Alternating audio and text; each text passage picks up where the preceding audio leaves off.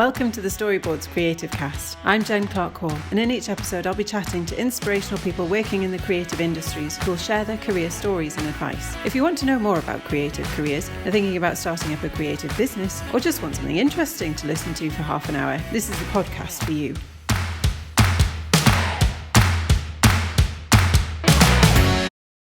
Today we're talking with Ben Calland, a senior industrial designer at the Mayborn Group, who design and make products for the Tommee, Tippee and the Grow Company brands. Welcome to the podcast, Ben. Great to be talking with you today.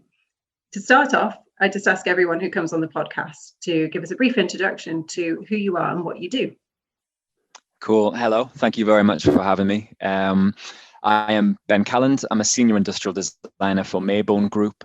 I lead the industrial design effort within the business, and I'm responsible for the design and development of new products and experiences across all of Mayborn Group's brands and portfolios. What would a typical day look like for you? So every day really is very different. And for us, it depends on where we are within the working year. So as a business, we're very structured in our delivery every year. So things have to happen at specific times to keep a constant flow of new products entering the market. And these are generally the same pipelines every year.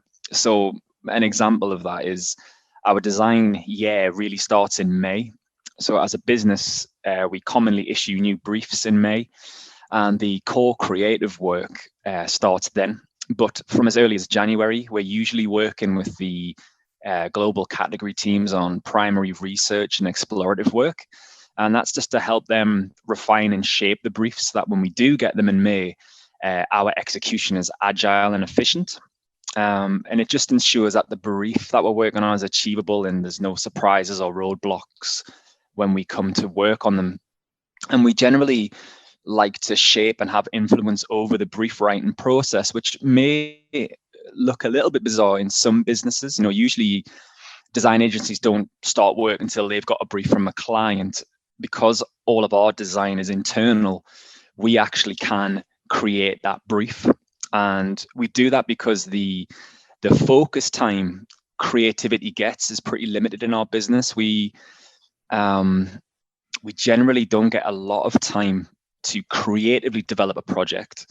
We have to get it into manufacture pretty quickly because a lot of our problems are going to be hit within a manufacturing phase.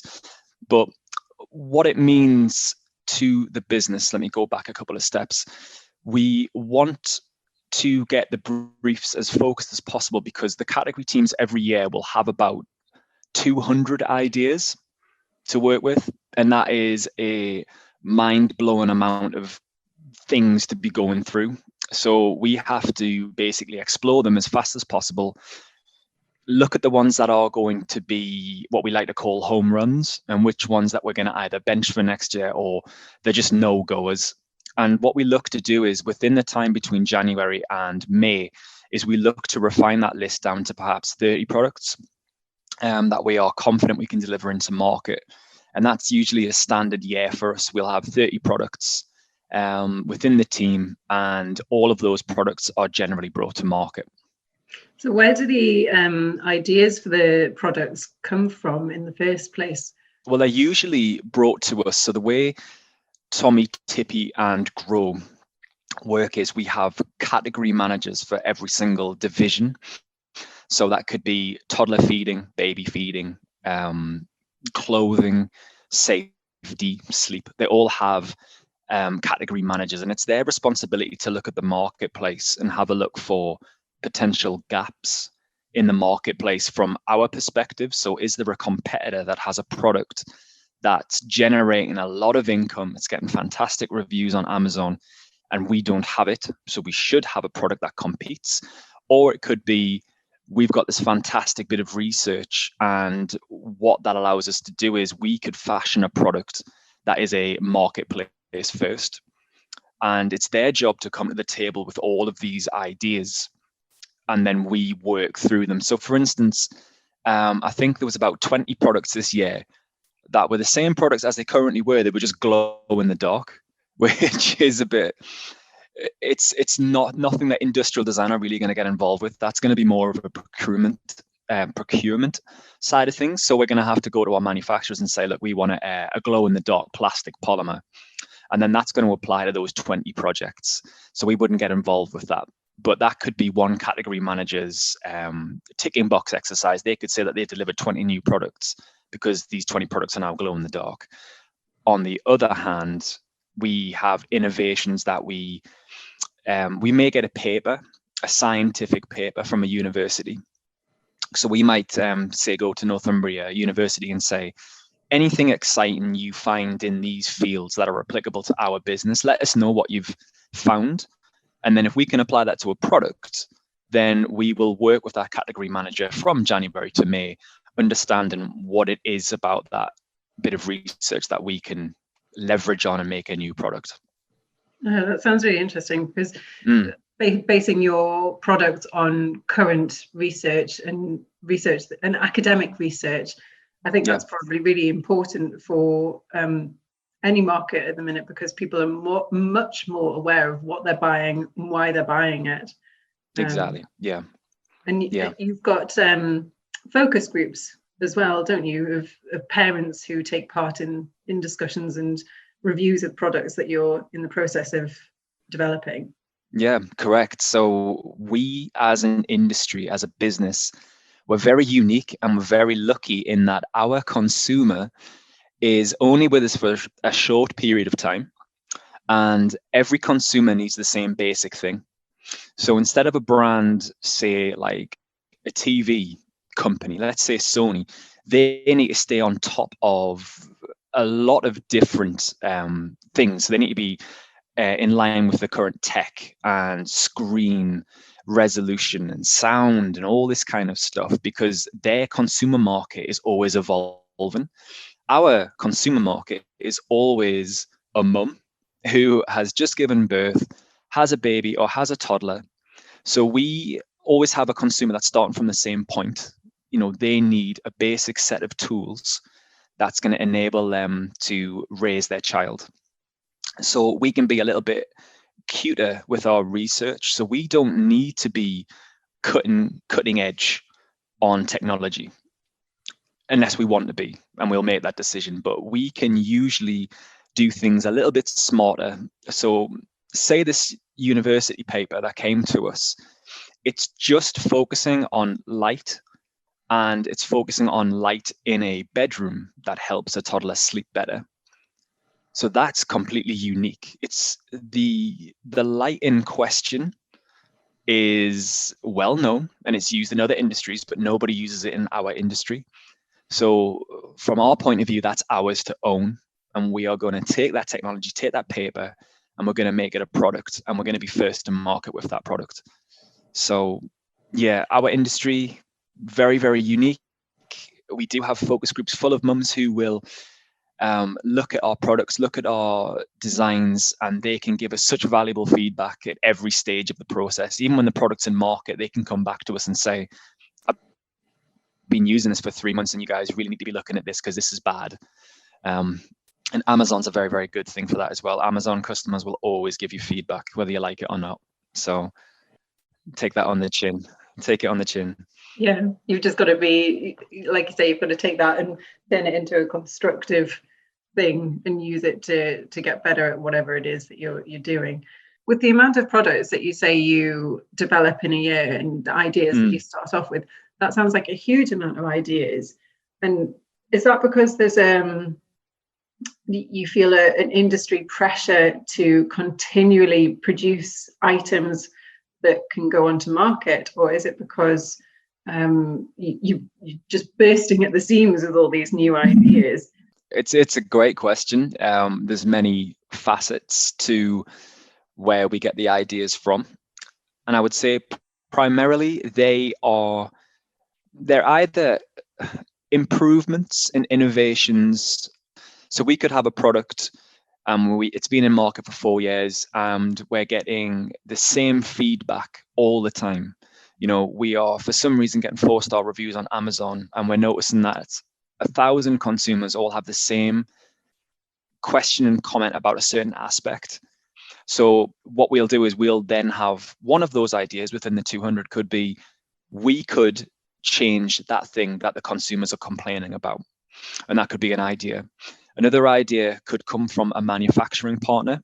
So all of our manufacturing partners are over in China, and some of those manufacturing partners have R&D facilities.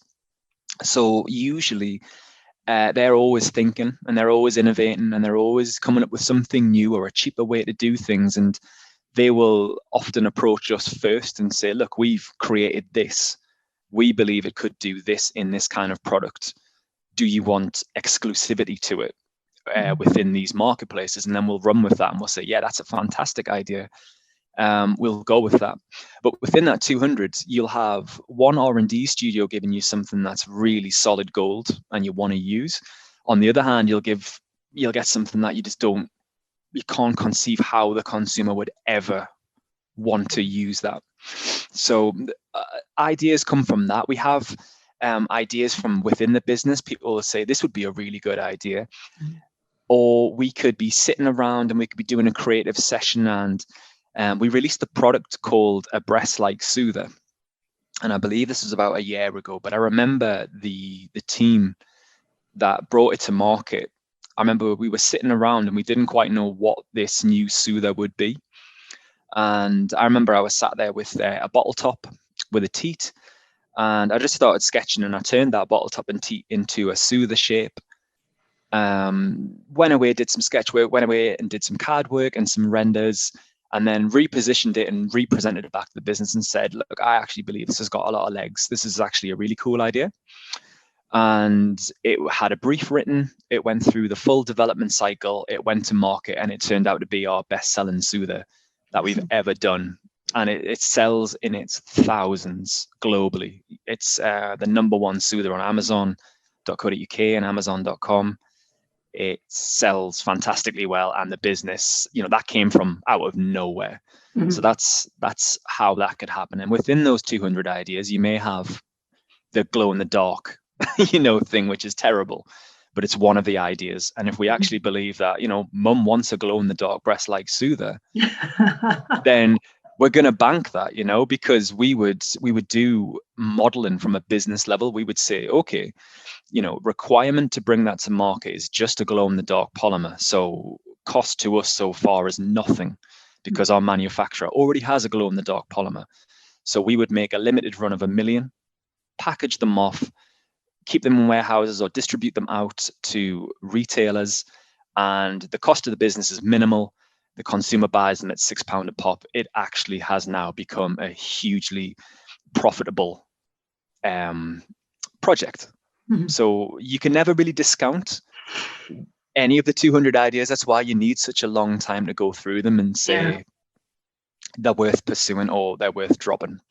So it's a case of just keeping up with innovations that are out there, keeping up with competitors, keeping up with technology, and also keeping up with what people want from consumer groups, and looking at your reviews and seeing what you can do better and improve. We're in a very unique position that we are a global brand, but we're also a market leader. So within the UK, both Grow and Tommee Tippee are #1 brands in their fields. So the position that we find ourselves in is that we can communicate to the user that this is what they need, rather than them telling us, this is what I think I need. Mm-hmm. So if we have a product, and if we were hell-bent on proving its worth to mum, that's where our focus on marketing would take it. You would never know that you might need a product, but we would tell you why you do, even if you don't. And that's kind of that's the same for every industry. That's why we have products and why we buy things. We don't know we need them, but we're told that we do, so we get them. Mm-hmm. And I find that our consumer really listens to us. So that's a level of responsibility that we have as a brand, that a lot of people look to us for answers, and we have to have the right answers for them, which are our products and the way we communicate to the consumer through those products. So because as a brand, you've built up that trust, and that's something that you want to maintain and keep in order to keep being a successful business. At your level now, because you're a senior industrial designer, do you still find that you're still quite heavily involved in the design process? Because I know that when sometimes you get that title of senior, you become a bit more removed from the intricacies of the design, and you're more have an overseeing role. The way that we operate at Mayborn is the industrial design team will always shock people at how small we truly are. So there's only myself and my colleague Henry that do all of the industrial design at Tommee Tippee. So where we get additional help from is we've actually got a fantastic full development team. So we've got electromechanical engineers, we've got tool makers, we've got people who specialize in design for manufacture. We've just got people in the right places, which means our team can be relatively small and agile. The flip side of that is, while I do manage my colleague, it's only one person to manage. And what we do as a business, something that we implemented was a visual brand language. So that's something that I've put together, which allows us to have a continuous language across all our products. So when we come to design a new product, we're not always starting from scratch. So what a typical project might look like is we would get a brief, and this is after we've done all the scoping and all the research. So we've already kind of got a good idea about what we're dealing with.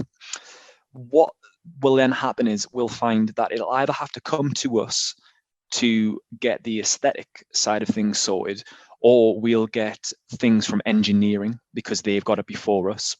So if something needs to have a performance metric, so let's say a breast pump, that's got to hit a certain type of pressure and it's got to work in a certain way, and the internal components have to be structured in a certain way. And then when it comes to us, it's more of a skinning job. So we'll have to house all of that technology and make that look nice. Sometimes we'll do an ergonomic product, and it has to come to us first because we need to understand how it's going to feel and look. And something like, I don't know, a button that you press, we have to make sure that that feels great and it's in a position where many mums around the world can grab it, because I'm a 6-foot bloke, I've got big hands. I am not I'm not the model of a Chinese lady, for instance, much smaller hands, not as much reach. So depending on where we attack it from will depend on what stage the design comes to me. But we will always, as a department, we do a lot of post-it note and paper sketches to just start the ball rolling. We need to have that. We need to have that initial creative spark. We can't always just sit down at a computer and knock it out in CAD. So we'll always try and sit down with the marker pens and the paper, because it's always a really pure place to start from. And then we have to pretty rapidly move that into presentation sketches, because what we need to do is, and again, this is completely unique to Mayborn, every department has a customer. So what that means is the people who have just given me a brief, they're my customer now. Whatever I give them, they have to agree to. So if I'm designing a new bottle, I'll go away with the marker pens and draw something up. I will then get their feedback. This is where my initial thought process has taken me. And this could be within a couple of hours. And then they'll say, yes, this is fine. This is great. Work on that. I'll then go away and I'll do something like a presentation sketch where I've started to, even at such an early stage, I've started thinking about the materials and the colors, the textures, what trends we're going to leverage, what portfolio it sits in. Because we've got so many different portfolios, they've all got different styles and they've all got different colors, and those colors change every single year. So we have to rely on our digital and brand teams to make sure that we're kept up to date on all of the trends, the colors, the materials, the finishes. And then we incorporate that into our industrial design. Now, that is a really good thing that Tommee Tippee does, and Mayborn Group do, is that we look to get as much of that stuff on the paper in the beginning, because that just frees up a lot of time at the end of the process. So we're not at the end of the process deciding on what color it's going to be. It's already been sketched that way at the start. So we go through many rounds of, this is a pretty sketch, what do you think? You don't like it, great, I'll go away and I'll sketch it again. But the time window for that process may be, if we're lucky, at absolute best 2 weeks. So we've got to be very fast with what we do. It's got to be very accurate. We've got to have a lot of confidence that we can go from a sketch into a CADed model very quickly, and there can't be any drastic changes because we've sold it to our customers. Brand at that sorry, not brand, category at that point have bought that idea from us and they really want it. So then we have to take our sketches into CAD. We start with conceptual CAD models, which will start to bring in real term things like the ergonomics, the real heights, the widths, the wall thicknesses of the materials. We really go to that depth at an early conceptual stage. And our job at that point is to make sure that we are satisfying, first and foremost, our category customers, and then make sure that we are handing the baton off to the design for manufacturing team without them having to do much work, because they're not the stylistically creative bunch. What they do is they kind of, they put all the bits that are going to work. So, you look at the back of something that's got screw holes, for instance, and it's got loads of ribs and it's got like a structure. That's what they'll do, because they don't need to think about what it looks like aesthetically or what it feels like in hand. They just need to get it so it can come out of a tool. So we need to make sure we're handing that baton across to them successfully. So our creative window is small. We've learned to be very agile as a small team. And I guess that's really down to the experience that we both have. Have you had to adapt your working practices during the pandemic, during the last 12 months? Because obviously with it just being a very small design team, you and Henry, you obviously work quite closely together, and to maintain that, how have you managed? So at the start of COVID, Henry actually went back to Taiwan to visit his family and then couldn't get back to the UK. So he found himself not only working remotely, but working to Taiwan time, which is, I believe, 5 hours or 6 hours ahead. So, 7 o'clock for us was actually past his lunchtime. So he was starting his working day right in the middle of his day. But yeah, exactly that. I've gone from him sitting next to me to us only talking through Teams. And as a business, how big we are, we have offices across the world, from the UK, Europe, the Middle East, America, China, Russia. So every colleague that's not based within the UK, nothing has changed, because we still talk to them the same way we would. So we'd still talk to them through Teams, and we'd still have meetings with them digitally, because time differences, and we can't always just get across to their offices. So that side of the business is exactly the same.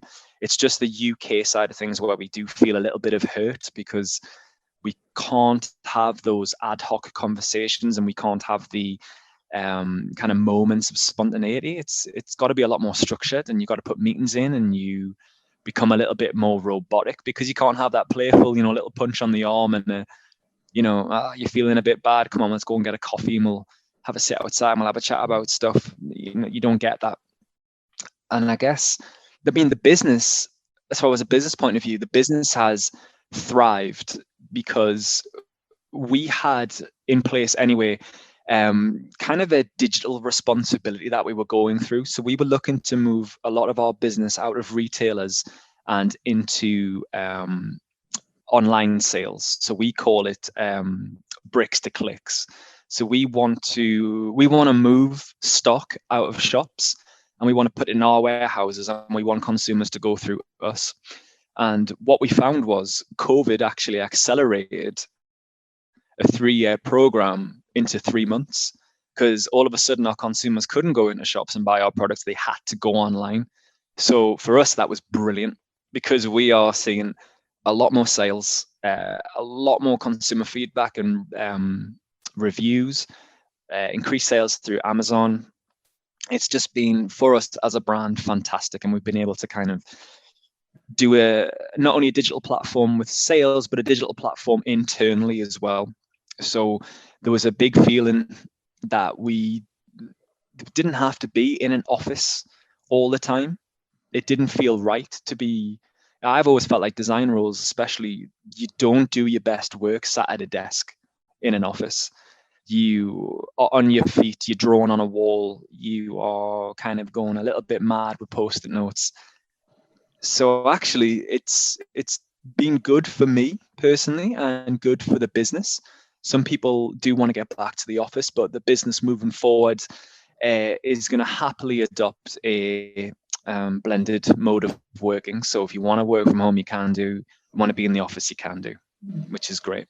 That's great. And I think that makes really it much more flexible.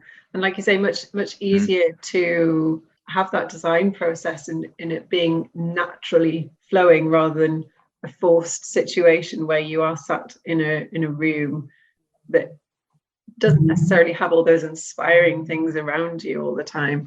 And I don't know, maybe at home or in different situations, in different environments, you will come up with something that you wouldn't have come up with if you were sat in an office. Absolutely. Yeah. I suppose the kind of the other side of that coin is that, especially as we're finding, I should probably have elaborated on the size of the design team. So while there is only me and Henry, we do use agencies, global agencies as well, where we need additional resource or where I feel that we need a different opinion and a different look on things. So this is probably really important to what we discussed before about the size of the team, and I should probably have mentioned it, where we discussed about, the senior role and what that means. So it's expected of me and my responsibility that if I believe that we need that fresh look on something or a different set of eyes, or I just need somebody else to look at something for me because I haven't got the time, we can utilize a design agency within our remit. So we work with some fantastic agencies, DCA Design International, who design more products than you can possibly imagine that you've used. They do a lot of things for GlaxoSmithKline, brands like Aquafresh and Veet and Airwick. We use them. We also use a company called 257, who develop a lot of products for Joseph Joseph. We just use a lot of really, really top end quality teams to help us with our work as well. So I guess it's about bringing specialists from all different areas together and collaborating in those different ways to provide the best possible design you can for the product that you're designing. Because you can have so much knowledge about a product, but when it comes to maybe something very specific about that product, like the way it maybe pours liquid out in a certain way, or the way the physics of the pump works, the breast pump works, you've got to have those specialist people who've maybe done something similar before. No, exactly that. So with 257, for instance, they helped us design a bin. Something as mundane as a bin actually needed a really fresh approach. So 257, who've developed products like bins for Joseph Joseph, they understand the whole process. So I don't need to go to them and explain to them, how to suck eggs. They know how to take the idea to market. So for me, that gets a huge responsibility off my desk and into very, very capable hands. They will be able to design in our style. They'll be able to design it to the other products within the portfolio, and they'll know the necessary steps to get it to a manufacturer in China and then into a consumer's home. So we use that to our advantage. The hardest part actually for me as the senior is sometimes a project that I decide needs to go out to an agency. I really want it for me because it's a really cool thing to do, but I don't have the man hours to do it, and it might be out of Henry's kind of core skill set. So we need to send it out to a monolithic design agency that will do that work for us. But so yeah, as long as you can learn to live with giving the good ones away sometimes, but you always have to manage the process. So it's not like they just go off and ad hoc do things. You have to be there to chase them down on lead times. If you say concepts in a week, you need concepts in a week. And if those concepts aren't good enough, you need to communicate that to the agency, and that can be sometimes a little bit daunting. You're dealing with these pros and you're saying, well, this is rubbish, I can't use any of this, and you haven't done what I've asked, and this isn't good, so can you do it again? And that's the kind of conversations to have. But normally it all works out, and it's great experience to do that. So that sounds like one of the not so good parts of your job is having to give that feedback to people where you want something more and they haven't done what you've asked. But what's the best thing about what you do? I suppose the best thing is the opportunity to design every single day. There's not a single day at work where I'm not drawing or doing some CAD or having a creative discussion, or just being creative in some way. And I understand what a privilege that is, and what a privileged position that is to do that as a job. So, and I guess especially at Mayborn, what really keeps me at that company and keeps me happy at that company is when we design something, it's going to go to market. So we don't waste any time designing something that's going to flop. We've already identified that they're home runs, so we need to work on them to ensure that it stays a home run. And that's really unique. So I've met designers, for instance, who have been in the game for 20 years. They haven't had a single product go to market, whereas I go through, 30 a year and they all go to market. So that in itself is fantastic, and I absolutely love that. And you because of the team's size, and because it's a very, very close knit team, and what it's done is it's kind of got the right people in the right places to do everything that needs to be doing in a very, very good way. Very rarely do we ever feel that we're completely up against it and stacked. We seem to be able to transition through stages pretty well, and that's because we do have very stringent processes. I think our CPA, which is our critical path that we go through, it must be 60 stage gates that we need to go through to get a product to market. So generally you have your own areas of expertise and ownership, and it's just a case of getting through them and onto the next bit. So it's great. It's a very creative place.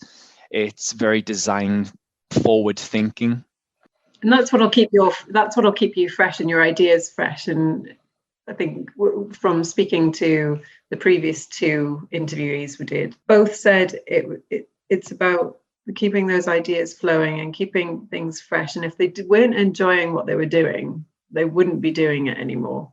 And it's as simple as that. If you don't enjoy what you do, find something else to do, because you need to be happy in what you do. You need to feel fulfilled in what you do. And it sounds like you are still very fulfilled by your role, and the fact that you get to design every day and you get to draw and sketch and get those ideas down onto paper. That's the gold standard, I think, for any designer, isn't it? It is. And I think especially when you get to that certain level of experience, you, rather than kind of entering a job, for instance, entering a studio and just kind of working your role, that's more for a junior and maybe a kind of middleweight designer. But when you come to senior level, it's not asked of you, but in a way it's expected of you to start introducing some change management and to start kind of introducing things to make things work better rather than waiting for somebody else to do them.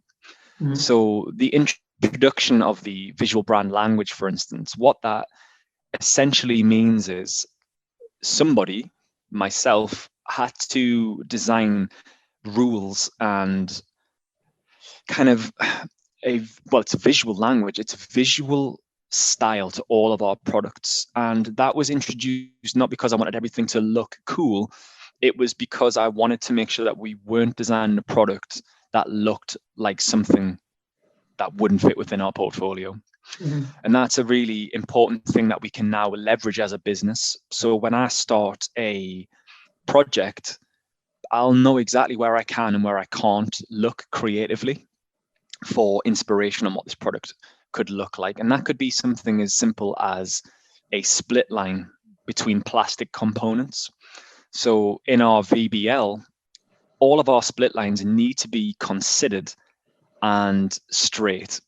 So we would never have two parts that were kind of zigzagged split. They'd have to have a really, really clean horizontal or vertical split, which keeps them clean. We'll also use things like the same base profile on all of our electrics. And what that gives us is not just a family look and feel in a consumer's home, but it means that when we sit down to do CAD, we know exactly what that corner is. Mm-hmm. Now, you'll see this with companies like Apple. So when you have a look at an Apple product, and I actually think they did it on the watch, they design registered their corner because it was theirs. They measured it through tiny fractions of dimensions, but it's what it allows you to do as a designer is when I come to design a new electrical product, I don't really need to think about the base because I know that the height of the split line of the base is 25 millimeters. The curve comes in on the base to 12.5 millimeters. And I know exactly what the curve is. So I don't have to think about design it. It'll just be part of that process at the end.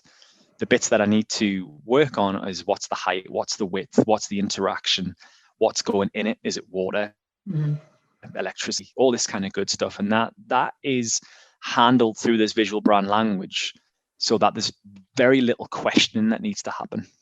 So doing as much as you can to improve your daily life, because you are pretty much left. So my boss is fantastic in that he just lets me get on with stuff.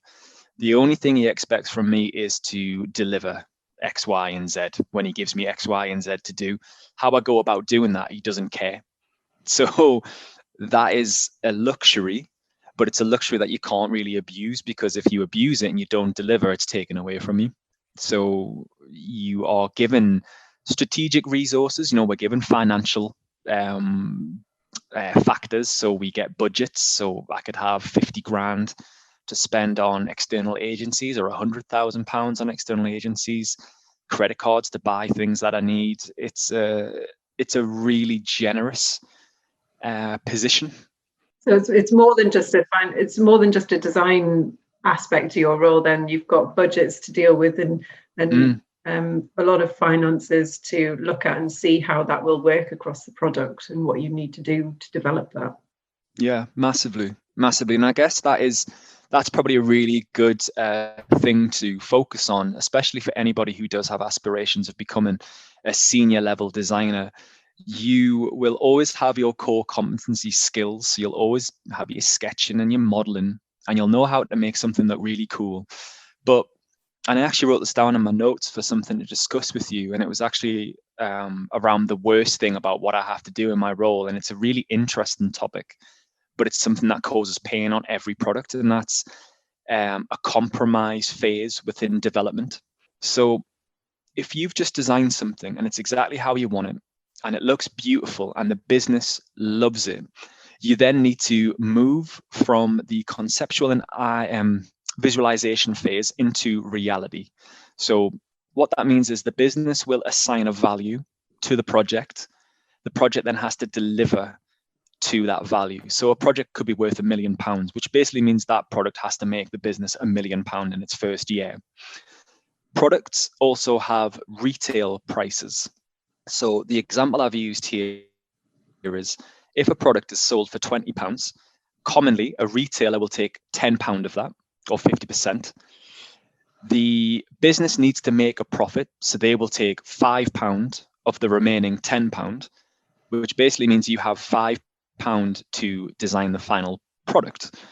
The final product isn't just the physical thing, it's also the packaging and the air freight from the factory in China to our doors in the UK.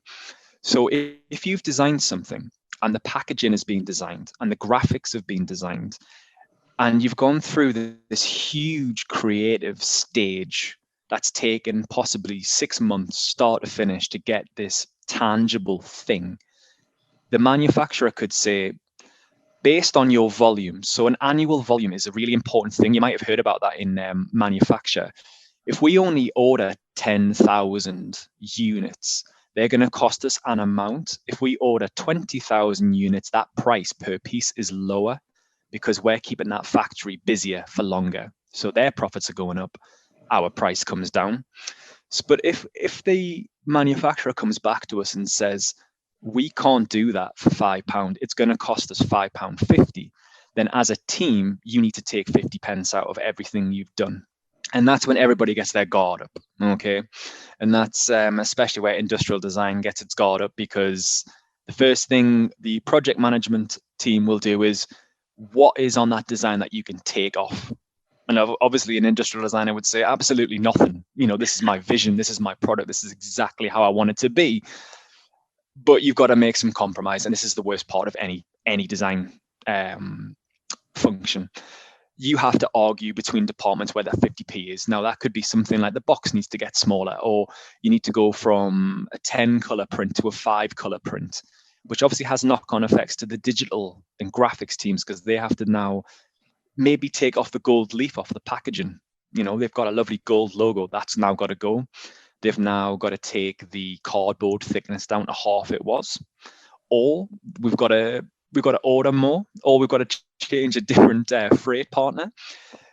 The easiest place to come to for that 50p is me, because I need to take something out of the design. Now, as long as I'm taking something out that doesn't affect the functionality, the consumer will never know. However, I will know that it's been taken out. If I've used 2 bits of plastic because I can offer a color split to the consumer, so I can say to the consumer, look, it's a really cool black and white thing. And in the future, that could be red and green. It doesn't matter. I've got 2 parts. I can shoot them in whatever colors I want. I might have to merge those 2 components into one component to reduce the assembly time, the number of tools, the plastic part count. Through this kind of scraping away at the design and taking off things we don't need, we will eventually find that 50p. Mm-hmm. And that will allow the project to hit the financials that the business has applied to it. Mm-hmm. However, it's very important to note that when it's the other way and the manufacturer goes, yeah, we can do that for £4.50, we never get that 50p to add on to the product. That is just completely absorbed into business profit and business margin. So usually, just so you don't feel bad about it, you want to kind of be working to what the target is. But that in itself is a really, really important skill as a designer. And that's what a lot of new designers and students will never have had experience of, is that financial aspect. Because everything you design has to be made, and it has to be made for profit, or what's the point in doing it? And that's a really interesting point, because you're right, students from the get-go in school, they don't have that budget that they've got to stick to. It's all about the brief and the creativity, which is, I think, a great foundation, but that at some point during that process of becoming a designer from, GCSE right the way through to graduate at a BA level, somewhere in between that's got to come in and that's got to happen. And it's really interesting that you've talked about that in such detail, because I think that's going to be perfect for students at any stage in their development currently to hear, because that isn't something that you think of. When I did my degree, there was so much about the concept of things and how, where the inspiration for that came from, and why did he do that curve like that instead of like this, and ultimately it's great to have that creativity, but there's also a practical side that is, I think, overlooked a lot of the time.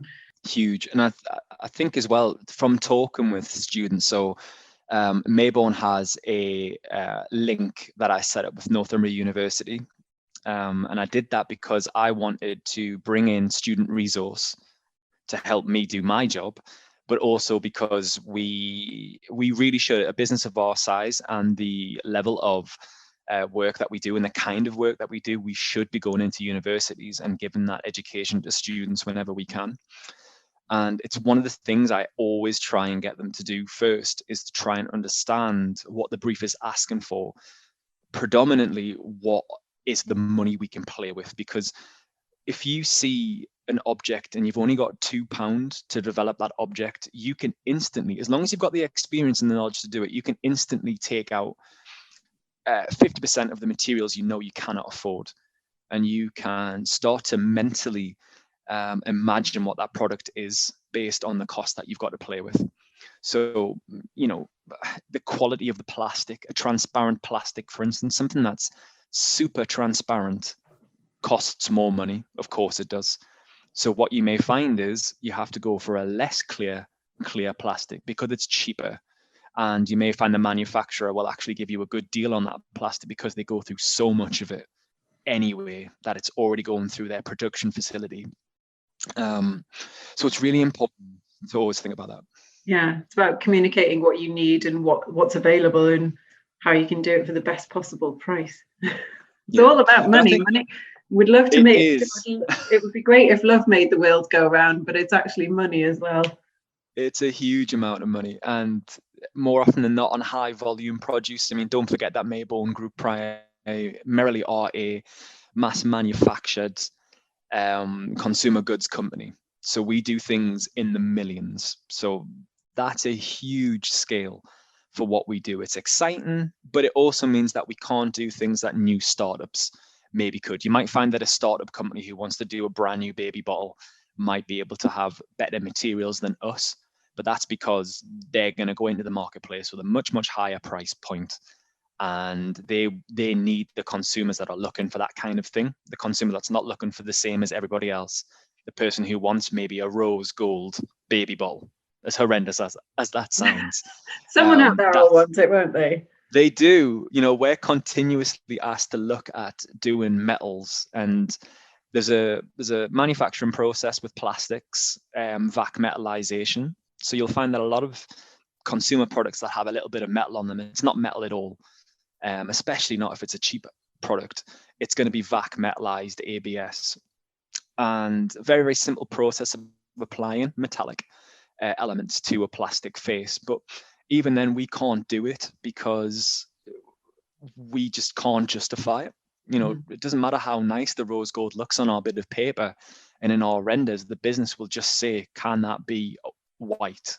And you've got to say yes. And then that's it. It's going to be white, and the rose gold's taken off the table. So I always say, sorry, I was going to say, whereabouts in your design process, is there anything where you sit down and you think, how will this product affect the environment? Hugely, yeah. So it's a very, very difficult question to answer, because as a global economy and a global manufacturing world, we've put so much reliability on low cost plastic manufacture, and it creates, as we all know, a huge volume of products, and that recycling those products is very, very hard. So obviously we have workshops that look at continuous life of plastics. How can we take our products back from consumers?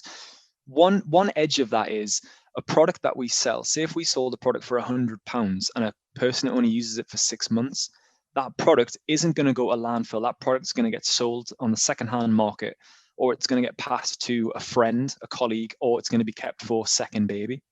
Mm-hmm. When the product comes to us, it's usually broken, end of its life, nothing can be done with it. So we strip the electrics out of it. The electrics go to electric waste. All the metal components will go to metal waste. The plastics are always the problem. And I think rather than Mayborn being responsible for that, it's actually the industry as a whole and how we can ramp up the level of recyclability of plastics and look at their production into why they're not breakdownable. Now, in the industry, so we've got first-hand experience working with manufacturers on recycled polymers. So on a few of our products, especially our bins, we use recycled polymer. So we will always use polymers that have gone through products. Those products have been chopped down, turned back into pellets, and re-extruded. The only downside to those plastics are that we can only have them in dark colors, because they will not take a light color. So all of our white plastics, they couldn't use that process because it comes out as a gray or a black, browns, dark greens. So the color palette is limited. The other problem is, because we are governed by so many global standards and food safe requirements, medical requirements, baby safe requirements, we can't use recycled polymers, because the virgin polymers that we use give us guarantees to efficacy, to food safe, no contamination, all of this kind of good stuff that allows us to sell products that can then go in a baby's mouth. When we start to recycle those polymers, we can no longer rely on those guarantees. So we cannot guarantee the safety of product in marketplace. So Tommee Tippee as a business will always use recycled materials where we can, where they're applicable. And I think even though it might only be a small amount of products, the volumes of those products are still really high. So if we do 1 million bins in recycled polymers, that's brilliant, because that's 1 million bins that aren't getting made with virgin polymers. But even though everybody, every government and every business will now have a corporate responsibility to have, net zero emissions, they're going to need a lot of help in transforming products that are heavily plastic orientated with very little options for recyclability. What can they become that we can still satisfy our consumers, still make them for £1, sell them for £5, and can then be recycled? It's a huge it's a huge shift in industry, and it affects so many companies. It'll affect everything you go to. Every plastic product in the world will be hit by this question at some point. It's an industry problem that hasn't quite got a fully formed answer yet, isn't it? It needs a lot more research and development, and academic research into it probably as well. Because it's very easy to kind of slap a biodegradable tag onto things. On a long enough timeline, everything is biodegradable. What you're looking for is a rapid biodegradability, or the ability to take it and turn it back to a raw form and then reuse it as if nothing had happened in between. And that's very hard to do just based on the application of taking something, forming a bottle, crushing and ripping that bottle up, and then getting it back into a stable polymer to then shoot again. Certain aspects of it change. The process of plastics, especially in manufacturing, it's a chemical process. It's all chemicals, it's all science, it's a man-made material. And that's why it does not degrade, because actually plastics were invented to be incredibly resilient and to not degrade at all. Now, over a great number of years, we've come to rely on these plastic products to replace pretty much everything we were making previously. And now we need to face into the problem that we're kicking ourselves now, 70 years on from the first plastics. We can all kind of cry foul and kind of pass that blame on to other people, but we let that material in and we really, really monetized it, and it formed countless economies. And now you're looking to remove it completely, and something needs to replace it. And nobody's really, not that I know of, nobody's really coming to the fore and saying, this is the future of what we're going to do. Turning a beer can into a carton is fine for the beer industry, but you can't give a baby a cardboard bottle. That's harder for us. So I think that's an open-ended question that we'll just have to leave, and maybe people will get in touch about research projects that are going on perhaps. And it'd be interesting to hear what people out there who listen to this, if they've got any ideas regarding it, if they've come from scientific backgrounds and they've got anything in development that could replace plastics. That would be awesome if that came from this. And I can imagine every lab in the world is hopefully working on it and trying to understand what it is that they can do to do it. But it seems to be a real sticking point, because it's been, it's made a certain way and you have to change that whole process. And, I've been to China and worked in the manufacturing sites, and people would be amazed at the levels of polymer being used. Maybe if we come back in sort of 5-10 years time and we do an interview like this again, we might be talking about completely different materials. I hope so. Yeah, it would be lovely. We've talked in a lot of detail about your current role, but where did it all start for you in terms of becoming passionate about design and creativity? I guess for me, I'm really lucky in that when I was a really small child, I seemed to just have this need to draw or create and make. So I used to make wooden furniture with my granddad in his workshop when I was growing up, and he just had a workshop with tools and benches, and he had wood everywhere, and he still does it. He just makes little things for the garden, or he'll make shelves. And it was definitely a genuine early eureka moment when we made a bit of a shelving unit for some of my toys that I wanted to display. There was like little figurines of footballers, and I remember saying to him, "I really want to put these on display, but I don't know how." And he was like, "Oh, well, we'll make something." So we made this shelving unit, and that really just kind of started a real kind of, wow, I can just make something if I want something. As a child, I'd always be drawn. I guess it's definitely what people would associate with me. They would say, "Oh yeah, Ben, he always used to have a pen," or he would be drawn. School, bring a toy to school day. My toys were papers and pen. Oh. And that's not because I didn't have toys. It was just that I knew that I'd be sat there and I'd want to draw. So it was always like a bit of an escapism thing. If your brain was whirring, it was always good to kind of get your drawings out. How did that develop then into what you did for GCSE, A level, and beyond? At school, and now I think what's really important here, and I'll probably come on to it after this, but I think it's the people who guide you through these stages that are the people that will help inform your mind. Because I don't truly believe at school you're necessarily guided accurately into what you're passionate about. So at school, very, very luckily for me, I had, this goes back to middle school, which is when I was at the age of 10 through to 14, a fantastic design tech teacher there really nurtured me and helped me. I got GCSEs in design and A levels in design. But again, there was a workshop technician, Mr. Major, who really helped me to channel all of this energy I had into the study of design. And I think without those two people, I wouldn't have been as focused as I was. And they really helped me understand materials, how to use saws, really, really basic stuff, how to use the tools, how to sharpen a chisel, for instance.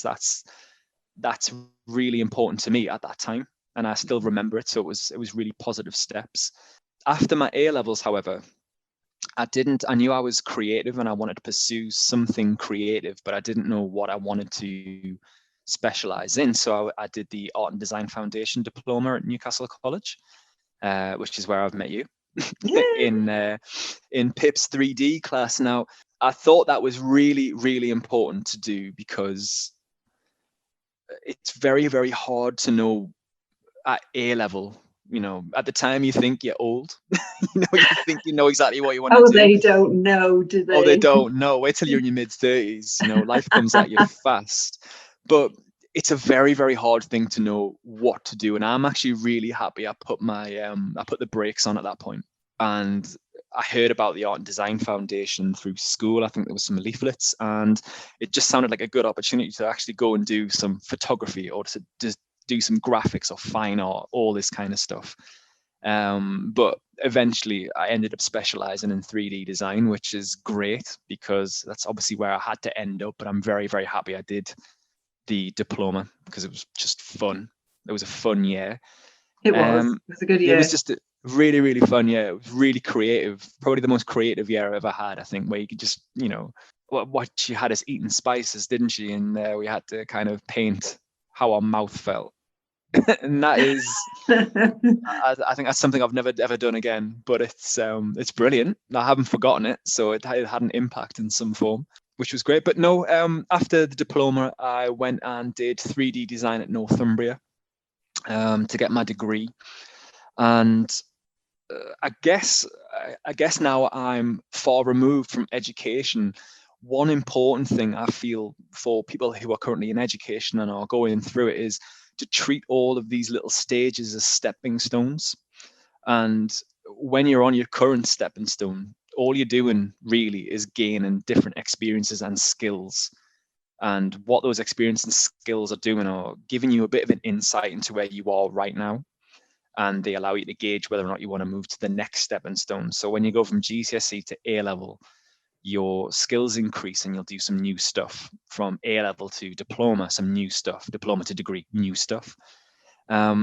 And all they're doing is, and I say this to the students to speak to at Northumbria, all they are doing is they are giving you a kind of a chronological portfolio of your skills development and the things that you've learned. So what you should really see is you should see an improvement in sketch style, for instance, if that's what you're working on, or good explorative work as you're going through all these different stages. And what that's doing is that's just giving you a portfolio that will continue until you're ready to go into employment. Because it's like putting all those little slices together to create not necessarily a fully formed designer, but a fully informed designer. So someone who has got all those building blocks that they can continue improving and refining. I'm thinking of it, I was playing Mousetrap with my youngest yesterday, and you know, you get those little cheese triangles when you get onto a certain square, and once you've got those 6 cheese triangles, you've got the full wheel of cheese. Like you've got the full wheel of being a designer. And I think that's really, really good advice and a really good way of looking at it, that every single stage is just one of those stepping stones. It's just one of the little slices of cheese to make the wheel. Yeah, because all it's doing is it's just allowing you to just progress. And I guess it's pretty hard. My view of the education systems is that I know they have to. It's kind of GCSE and A level. There's a lot to be thinking about, and not everybody knows exactly what they want to do. In a creative industry like design, it's different to an academic industry like English. You know, you're not necessarily going to be writing papers. You are going to be drawing and making and learning and, you know, taking things apart and creating these artistic things. So it's trying, I guess what I'm trying to say is it's trying to understand at an early stage that is something you're interested in. And I actually think it's very hard to find out what industry that is. Mm-hmm. You know, if you were to ask people at GCSE A-level ages, you know, who's got, I don't know, an Xbox, I can imagine 90% of them are going to put their hands up. Now, if you said to them, how is that Xbox made? You know, they'd probably all put their hands down. But there should be somebody who says, this is plastic. That's how that's made. This is a drawing of that control pad. This is a 3D model of that control pad. Here is the control pad. That is the stages that's gone through to get into your hands. Mm-hmm. And if I had that kind of information at school, that would have really stimulated me. Mm-hmm. Because, you know, I was forever looking at something and thinking, how on earth is that made? Mm-hmm. But at least now I can tell people that's exactly how this is made, and this is the materials, and this is exactly what the process is that it's gone through. So I guess it's really difficult, and this is a huge open-ended conversation, is to get that level of experience, you need to have maybe gone through my 15 years, and I'm not at school level to teach that. Mm-hmm. So it's, how do you actually get that information into schools? You know, who wants to design the next PlayStation or Xbox, for instance? I can imagine a lot of the kids would be really engaged in that. And through that process, that's actually a fantastic brief, is to maybe take the new PlayStation 5, if you can get one, and try and understand how it was made and why things look the way they looked. So yeah, huge kind of subject to go into, but yeah, absolutely. Yeah. And once you left university, did you go straight into a job, or were there some things in between that you did before settling into a particular role? So I count myself very lucky in that in my final year, there was a team of designers, 2 designers called Dan and Elliot, and they were previous graduates of my course.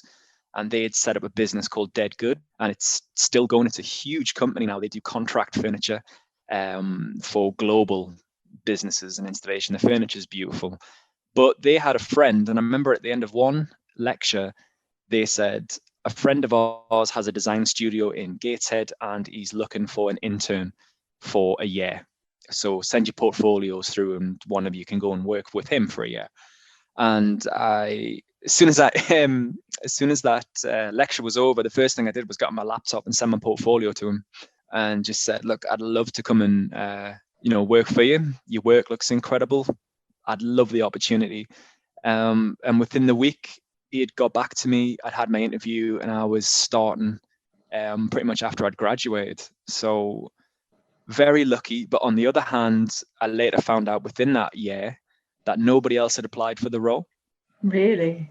Yeah. So out of a class of 30, I was the only person to have applied. And the job, while it didn't pay well, the stuff that we did within that year was incredible. And we did some incredible work. So that is priceless. That was real work for real clients.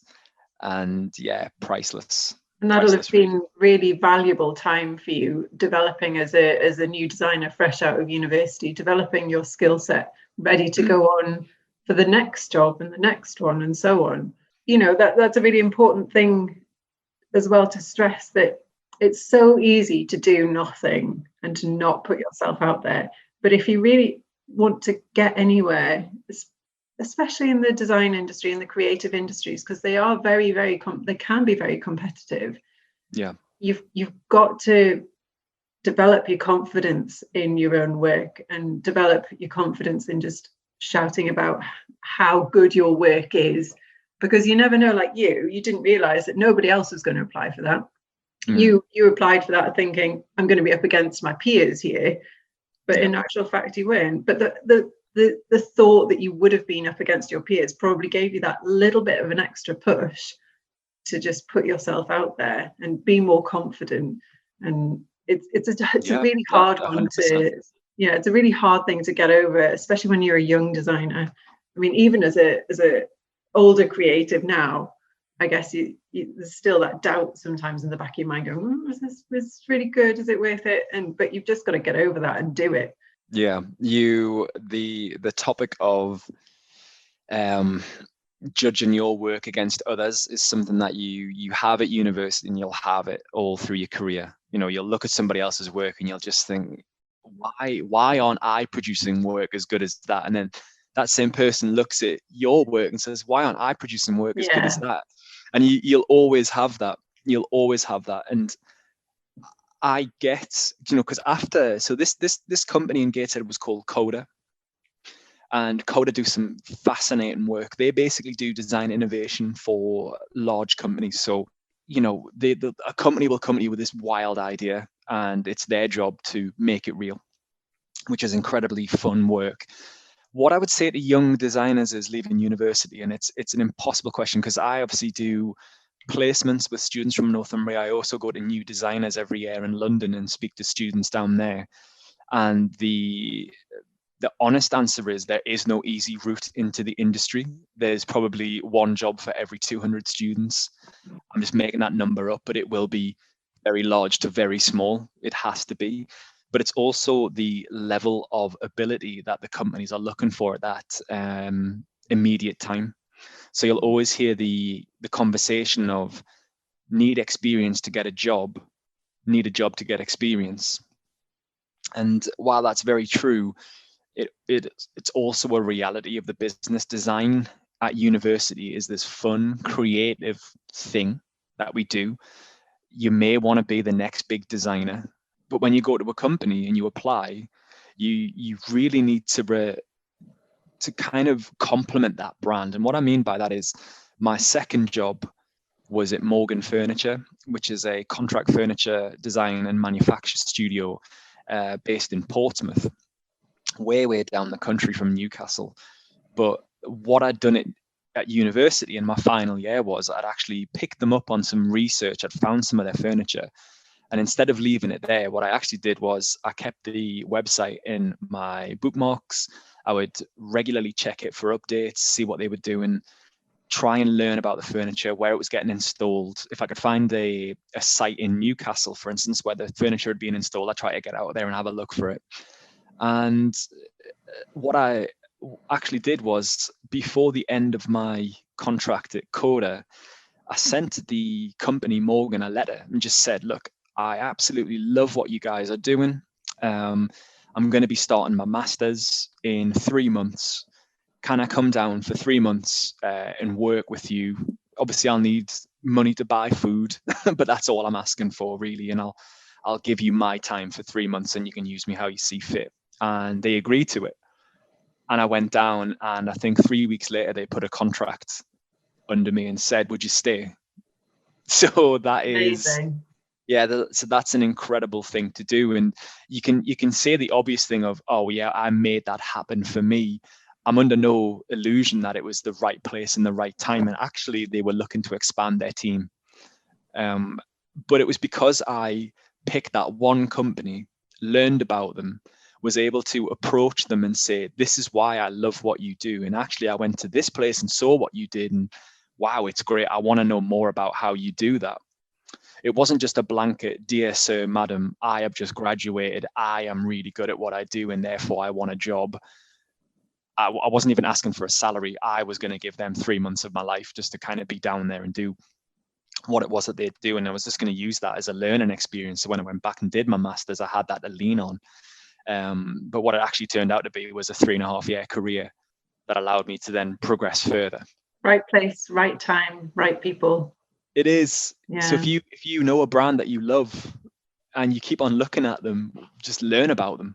Thinking now that you're in this sort of starry-eyed phase of the conversation at the minute, and thinking nicely about your career progression, what are you most proud of in your creative journey so far? I think it's been a really obvious answer for me personally is the perseverance to get where you are currently. So to get into college for my diploma, I had to take an evening watercolor class to prove that I had artistic merit to get in, even though my design side of things was fantastic, my art side of things wasn't. So I had to take an evening watercolor class. To get my first job, obviously you have to put together your portfolio and apply yourself for that. For Mayborn Group, when I actually first took the interview, I didn't get the job. And I actually refused to accept that. And I said, I want you to give me a project, and in 2 weeks, I'm going to take that brief and I'm going to make you a presentation of that project. So again, I had to go away without kind of doing the whole hero thing. I was literally working every single minute of every day to put together this huge, massive, impress you project for Mayborn. And I went back and I presented it to them and basically said, this is why you need to hire me. This is what I can do in 2 weeks. And off the back of that, they hired me.